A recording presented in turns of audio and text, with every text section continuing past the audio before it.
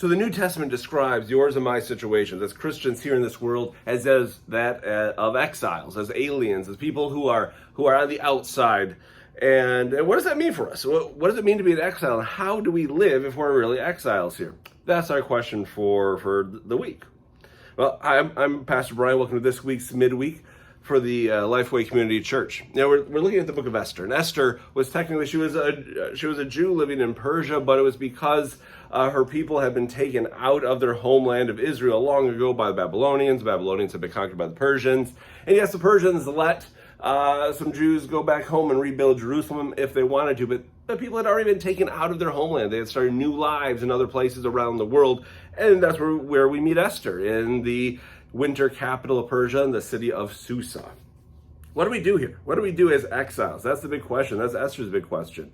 You know, when the people first went into exile, some of them, they wanted to fight, and they wanted to fight back, and they hold out, and that's one way people respond as Christians to the culture around us. We have this culture war mentality that we're at war with everything around us. Another response that we see in the Bible is the one that came from the actual superpower taking over Israel at the time, Babylon, or what Esther feels when she's in Persia, that you just blend in, just lose yourself. That's sort of Esther's go-to when she finds out about this basically this warrant to kill all the Jews, and she's just like, what can I do about it? You know, she plays this victim role, and she's just gonna hide behind the throne and pretend like she's not a Jew. And Mordecai says, you think the throne's going to protect you? They're going to find you out. You're no safer than any other Jew.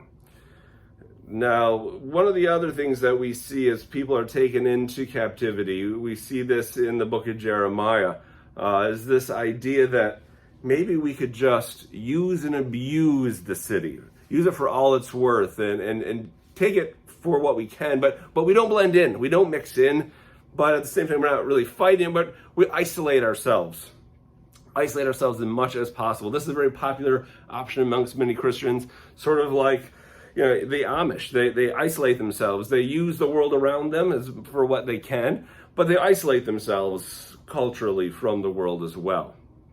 But that's not what we see in the book of Esther. That's not what we see in the book of Jeremiah either. In fact, in the book of Jeremiah, it says that you need to, in 29, 4-7, basically, you need to devote yourself to the city. You need to devote yourself to the place where God has taken us and where God has placed us, and pray for its prosperity, because if we want to prosper, our city needs to prosper as well. That's what we see with Esther.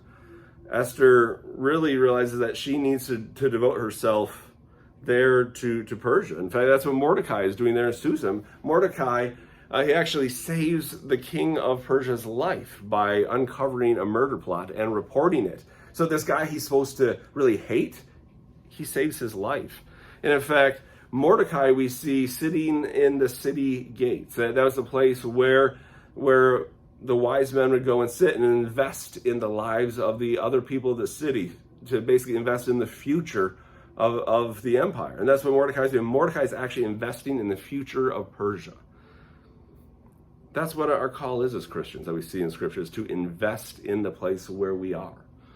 That's our call, is to really invest, to devote ourselves to this place, to be a blessing here, to make sure it has a future. That's what blessing means, to give a future. And that's what we're called to do, is to be a blessing, to provide a future for this place where we've been called.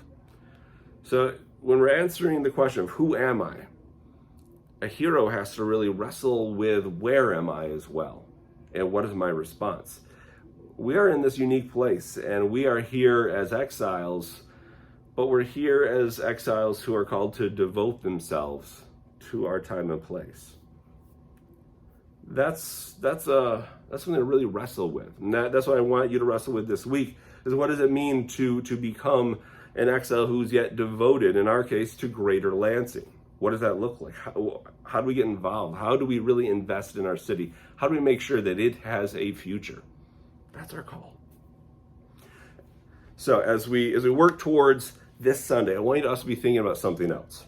As we look at stories, the stories, whether in the Bible, but also stories in our media on TV, and in our books, and our movies, in your life and mine, there's more characters than just a hero and a victim. What are some of those other characters that you see? What other roles do people play? That's what I want you to look at for this Sunday. This Sunday, we have adult life groups at 10 a.m. again. We took a brief week off for 4th of July, but we have life groups 10 a.m. for adults, youth, and kids. Make sure you're there. They are fantastic. And at 11 a.m. we have worship. We have Wednesday night at 6 p.m. We have life groups as well. So grab one of those life groups, get in on it. If you're not already, call the church office. We will make sure you get hooked up. And until I see you on Sunday, God bless.